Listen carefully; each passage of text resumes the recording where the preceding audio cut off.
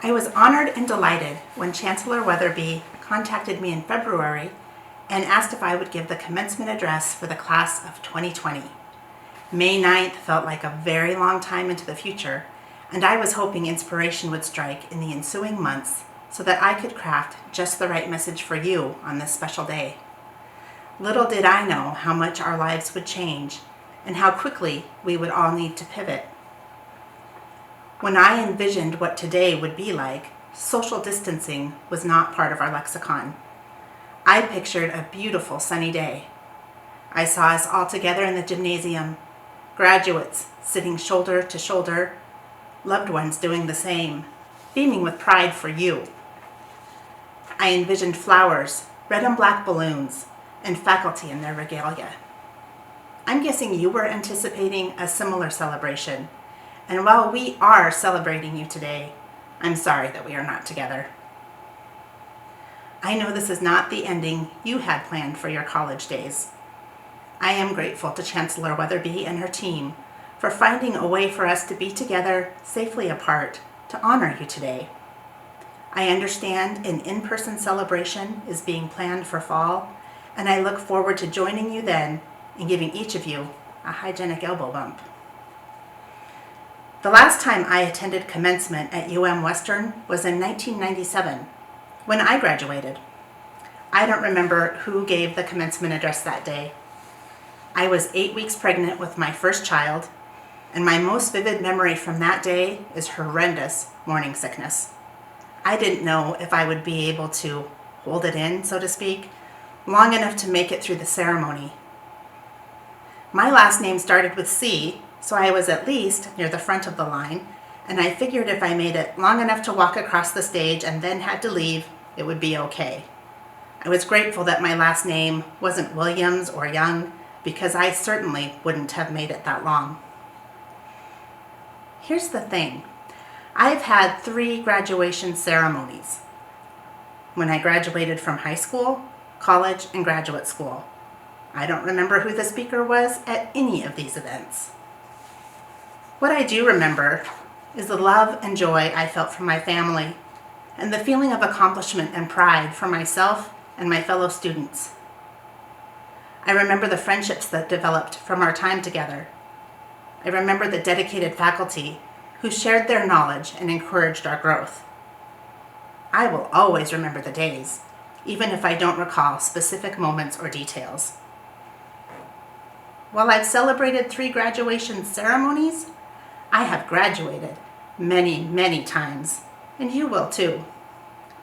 You will graduate each time you learn something new, whether the learning happens in the classroom or your teacher is the school of life.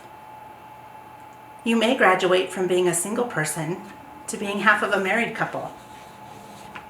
Like me, you may graduate from a single person to a married person, to a divorced person, to an older single person, to a married person once again.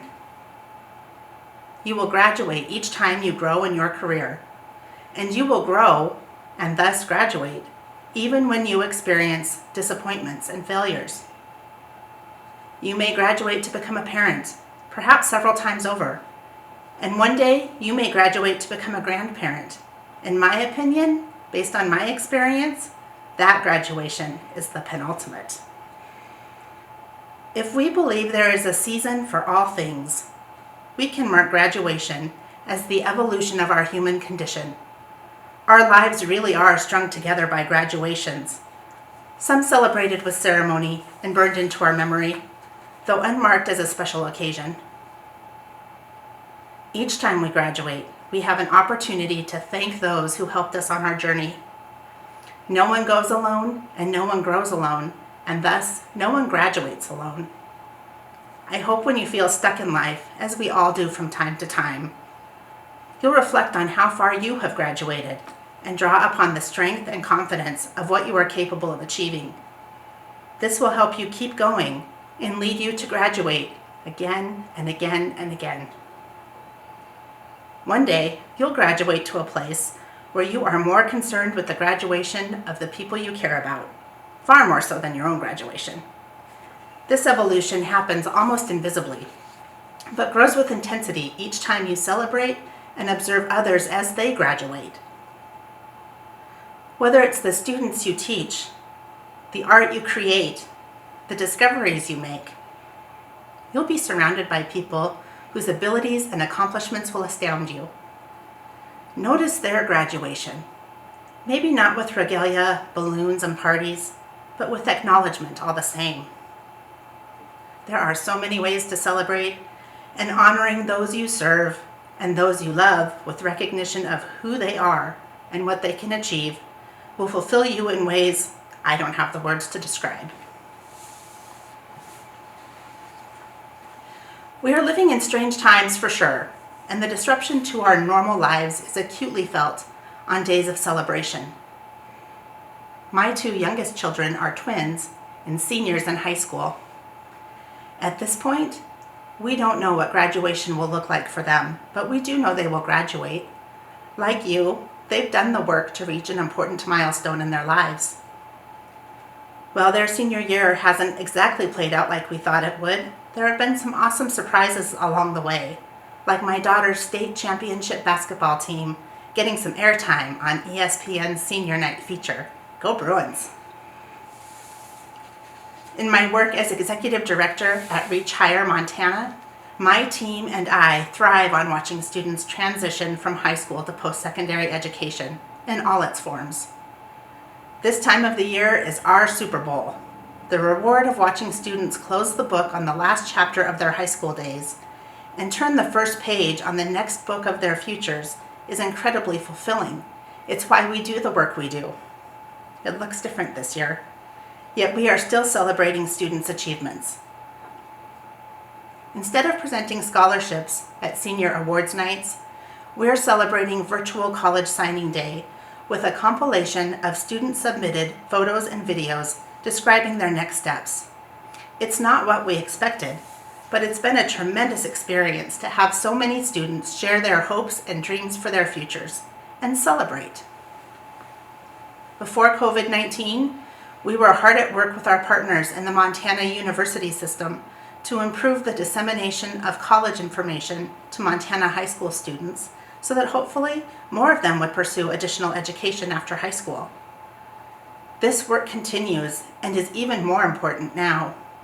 We need these students to keep learning, just like we need each of you to keep learning and to launch your careers.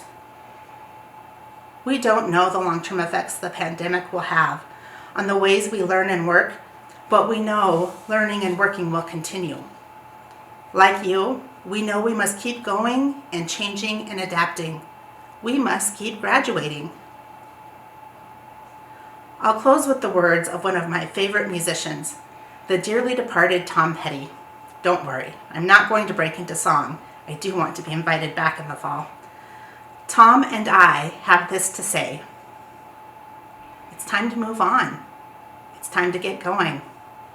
What lies ahead, I have no way of knowing. But under my feet, babe, the grass is growing. It's time to move on. It's time to get going. Congratulations, 2020 graduates. Go Dogs!